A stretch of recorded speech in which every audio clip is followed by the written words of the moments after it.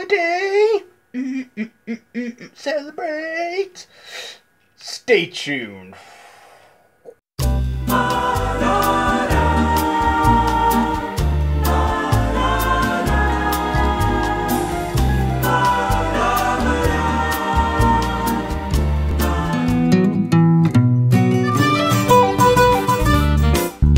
Is for the million things she gave.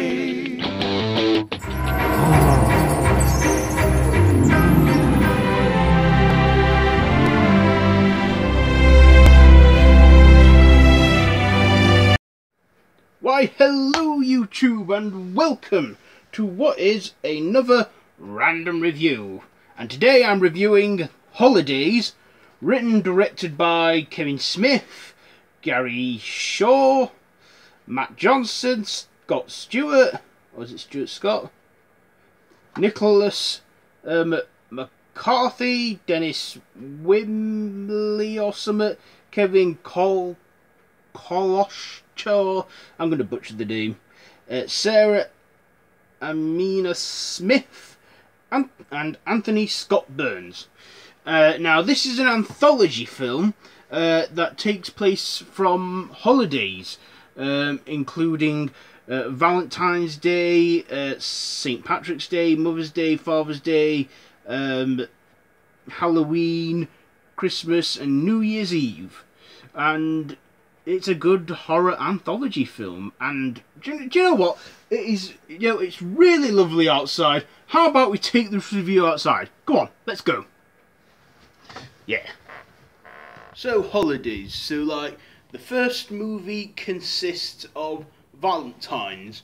Now, Valentine's Day, it's a holiday, obviously, because it's in the film. And what it is it's like, this one is like, sort of like, it sort of reminded me of Carrie, with the way the girl was being bullied and stuff. These things blowing at me. But yeah, I like that story.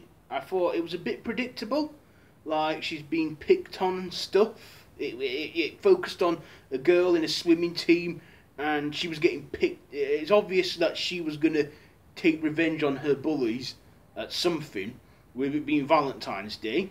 It was going to be something, well, gruesome. She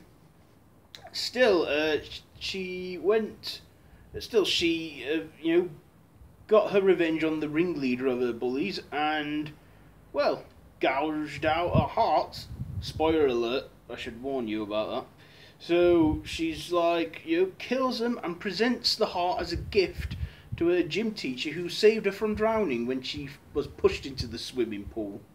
Not only that, but the gym teacher sort of had a bit of a soft spot for her, and he needed a heart for an operation procedure or something. I don't know. Anyway, that was one.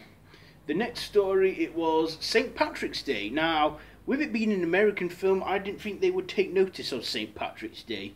But yeah, St. Patrick's Day, it's sort of like, they learn about, it's like in a school, these kids learn about St. Patrick's, and then this girl makes a weird, like, snake thing and gives it to her teacher.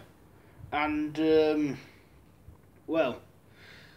she gives it to the teacher, and the teacher then starts having weird stuff go on with her. She's, like, pregnant, but what is she actually giving birth to? I'm thinking, is it a demonic entity? Then it has, like, snake skin. Is she giving birth to a snake monster?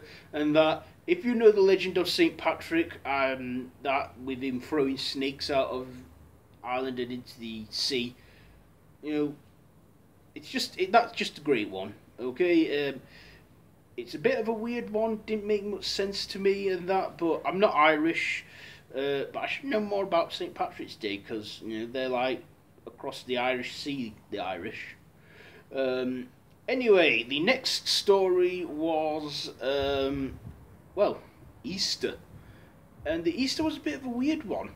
It's like this girl believes in the Easter Bunny. She's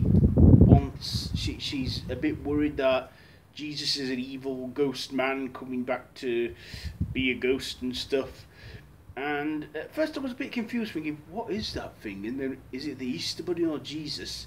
I'm thinking though, I didn't make much sense to me, that one with the monster in it. It was the Easter Bunny, but I also think it was Jesus.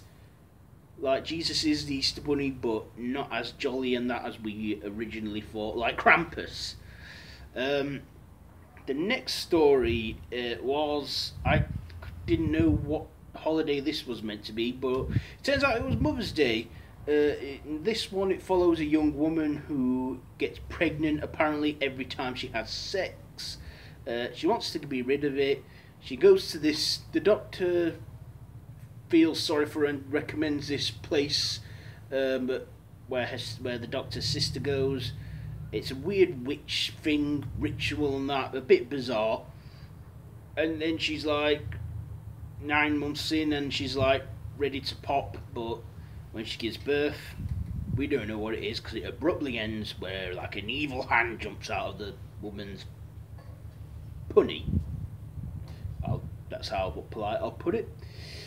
After that is Father's Day, where a girl has an audio tape from her father, who apparently walked out on her when she was little, and she follows the instructions on this tape, and then she finds what she thinks is her father, but I don't know. I think, is it a demonic force or something?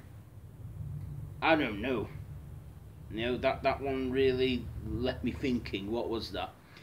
That one, Father's Day, it did have the voiceover, because on the audio tape we heard the father's voice.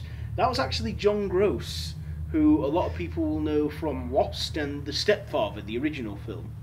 The next one after that was probably my favourite holiday, and many horror fans' favourite holidays, Halloween, which didn't really have any supernatural force in it or anything. I was very surprised, but it didn't. It used the psychologicalness. What it is this bearded guy. He runs this thing where he forces girls to pose in front of cameras, sell their bodies, do sex things and that.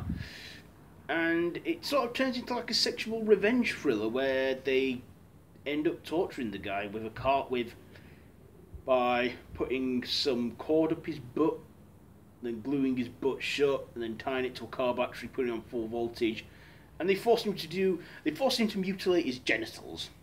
I'll put it like that. But still, I find that very empowering to women. I like those kind of things because I really do find those things empowering for women, and I'm like, good on you girls, getting your revenge back on them and that. Also, the girls compare themselves to a coven because there's 3 of them. 3 witches make a coven in that. And then the next story is Christmas time. And this one, again, it doesn't actually feature Krampus. I was expecting to see Krampus, but I thought that's already been done last Christmas with the film Krampus. So this one, it has Seth Green in it. Yeah, Seth Green, as in Family Guy Seth Green, Buffy the Vampire Slayer Seth Green, and Austin Powers and that. Anyway, he's like this father who doesn't want to let his son down. He wants to get his son this gift for Christmas, but unfortunately he's not lucky enough. The last guy gets it, and then, sort of as a blessing in disguise, the guy falls dead from a heart attack, and instead of getting help, he gets the gift, which is like this CSU, oh God, what was it? VUCV or something, UVCU or something. I can't remember now, but it's this thing where you put glasses on and you get a virtual reality thing. His son sees Mars, but then when Seth Green puts them on, he sees the guy he left for dead. And it's like, you're thinking, right, the guy is going to, haunt him forever.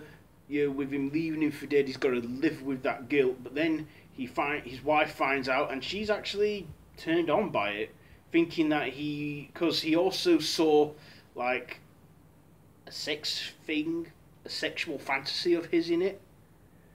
And then he has make-up sex with his wife, and then next thing we know, he puts on it and sees very dark things that his wife does. Turns out the guy he left for dead was his wife's boss, and well, it was very dark what she did. Yeah, she's a psycho. I'm not going to tell you exactly what she did. I'm leaving some things free for you so you can check it out for yourself. And finally, the last one is New Year's Eve. And in this one, it stars some weird guy and Lorenza Izzo. First, we find this guy is some weird freak. He lures women into his trap from a dating site, and he kills them. Then he goes on the dating site again, and this time he meets Lorenza Izzo, as in Eli Roth's wife, Lorenza. So they meet up New Year's Eve on a date, and she then invites him back to her place. They do stuff.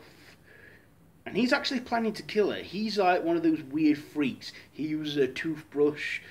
So yeah, he uses a toothbrush. But then to his surprise, he actually finds out that she is a psycho killer. And he's next on her list. So anyway, he gets his just desserts. And yeah, she really, it's just like, turns into a fight, survival of the fittest, and then bam, it ends where she kills him. And then there she is waltzing around with the axe as it hits to New Year's Day. And then that's when the film ends. At the end of each story, like Valentine's, it goes, Happy Valentine's Day. Then it shows the one who wrote and directed that. And then it says, Happy St. Patrick's Day, right and that. Happy Easter, Happy Mother's Day, Happy Father's Day, Happy Halloween, Happy Merry Christmas, and Happy New Year. So yeah, that's the whole film. And did you know what? It actually looks like it might rain. Let's take this back inside, shall we? So yeah, I've had a lot to say about this film, perhaps too much. This is probably the longest film I've ever reviewed. It's just under 2 hours long. I thought a lot of it was good. Some of the holiday themed stories I thought could have gone a bit better. But yeah, it's a 2 hour long film, just under 2 hours. I really enjoyed it. So yeah, like I've already said, that the cinematography was great. Yeah, and the production value, because I think this is an indie film, but it was definitely great. I enjoyed it, and I would strongly recommend it if you enjoy holiday themed horrors. So yeah, with that being said, I'm gonna give Holidays a good 9 out of 10, because I really did enjoy it. So a 9 out of 10 from me. So that has been my review on The Holidays. If you like this video, please give it a big thumbs up. And also, please share this video. And comment down below, have you seen it? What did you think of it? So yeah, till next time, I bid you all a goodbye, friends, goodbye. Oh, don't forget to click down below to subscribe to Random Ross's YouTube channel. You can also stay up to date with him and see what he does outside of YouTube by Facebook and Twitter, which is also going to be linked down below.